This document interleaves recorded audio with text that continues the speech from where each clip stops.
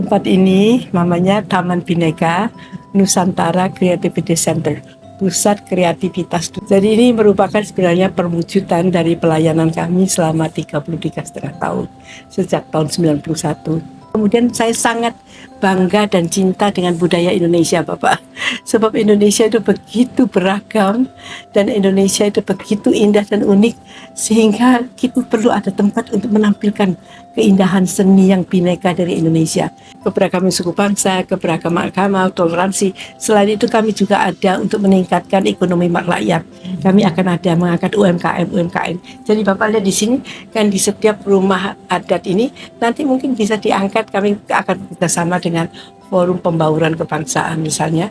Nanti kan kita bisa tidak usah pergi ke Maluku, bisa mencicipi makanan Maluku di sini, bisa melihat apa sih tentang Maluku, begitu kerajinan tangannya, atau tentang Papua. Bisa yang lalu kami bisa mencicipi makanan dari Papua. Nah ini kan belum digalakkan sehingga semua terakomodasi, Bapak.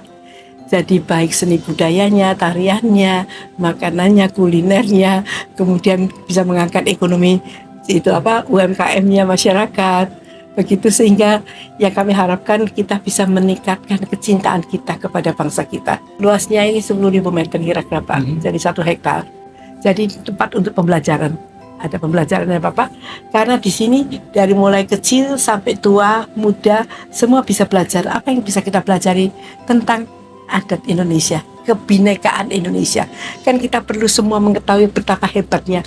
Kita bersyukur mendapat anugerah Tuhan bisa punya tinggal di Indonesia yang luar biasa cantiknya Bapak, luar biasa. Saya sangat bangga dengan Indonesia. Jadi supaya mereka bisa belajar dan bisa menghargai dan lebih mencintai tanah air kita begitu. Ini kan ada Anjungan Nusantara ini. Tetapi Indonesia juga diberkahi dengan berbagai-bagai agama. Jadi Tuhan menciptakan berbeda-beda itu bukan untuk kita saling bermusuhan, tapi justru untuk kita saling komplimen ya. Saya kira saling melengkapi satu dengan yang lain. Kalau semua sama kan juga tidak tampak jadi berbeda. Seperti bunga yang berbeda-beda ini kan berbeda-beda, tetapi kita sama, satu bangsa Indonesia. Jadi tujuannya di sini ini kami mewujudkan Pancasila, mengimplementasikan dalam kehidupan kita sehari-hari. Ketuhanan yang Maha Esa, kami ada pustaka lintas agama, di mana kita bisa saling belajar Pak. Itu seperti perpustakaan kecil-kecil, tetapi bentuk arsiteknya sesuai dengan agama masing-masing Bapak. Jadi bukan tempat ibadah atau tempat tapi pustaka. Kemudian kita ada yang Anjungan Nusantara ini. Kemudian nanti Bapak, kami akan meningkatkan ekonomi rakyat kecil. Jadi UMKM. Untuk UMKM juga mungkin nanti ada pelatihan, kami ada training centernya. Dulu kami ada pelatihan berbagai macam keterampilan Bapak. Nanti mereka juga bisa belajar tentang budaya Indonesia, tarian Indonesia, musik-musik tradisional dan lain-lainnya. Kemudian kami ada untuk ketahanan pangan, kami ada urban farming, pertanian perkotaan.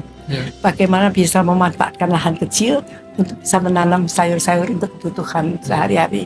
Jadi untuk tempat wisatawan, tempat untuk entertainment, nanti bisa ada di sana, bisa ada amphitheaternya di mana mereka bisa pentas untuk mereka bisa mengembangkan bakat-bakat mereka. Mungkin perlombaan menyanyi, perlombaan menari, perlombaan melukis dan lain-lainnya kan bisa. Jadi ini tempat saya harapkan bisa benar-benar bermanfaat untuk seluruh lapisan masyarakat, dari muda sampai yang tua sampai yang cacat pun. Sebab kami siapkan ini Bapak, difabel Bapak lihat untuk kursi roda juga bisa dimanfaatkan. Kan saya melayani orang miskin ini kan sudah 35 tahunan Pak. Dan selalu Tuhan memberikan kecukupan pada saat kami membutuhkan. Kalau misalnya ini bisa menghasilkan ya Bapak, nanti untuk UMKM-nya semua akan dipakai untuk pelayanan. Kan kami sudah dedikasi kami melayani kaum prasejahtera. Harapan saya dengan adanya tempat ini kita bisa meningkatkan pertama-tama lingkungan di sini Bapak. Yang kedua, meningkatkan kesadaran mereka tentang indahnya negara bangsa kita. NKRI yang kita cintai karena kebinekaannya. Jadi kebinekaan itu harus dipelihara supaya terjadi satu kesatuan. Itu persatuan Indonesia. Sebab saya melihat tidak ada negara yang memiliki ideologi seperti Pancasila kami Bapak, kita Bapak. Jadi Pancasila itu sudah meliputi segala aspek dalam kehidupan. Secara spiritualitas, ketuhanan Maha Esa, secara itu kemanusiaan yang adil dan beradab, ada berbagai suku.